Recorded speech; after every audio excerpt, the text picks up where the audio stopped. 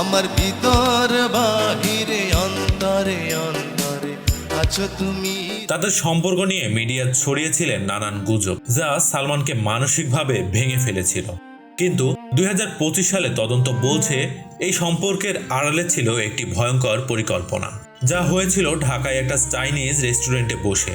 তখন এই কাণ্ড নিয়ে টাকা লেনদেন করা হয়েছিল। সালমান শাহ এই ঘটনার কিছুদিন আগে তার নানান কথার মাধ্যমে যেন লুকিয়েছিল তার মৃত্যুর আগামী ইঙ্গিত। বছরের পর বছর কেটে গেছে, তদন্তের ফাইল ঘুরেছে এ অফিস থেকে আরেক অফিস, কিন্তু প্রতিবারই শেষ মুহূর্তে কোনো না কোনো প্রভাবশালীর হাত থামিয়ে দিয়েছে সত্যের দরজা খুলে দেওয়া।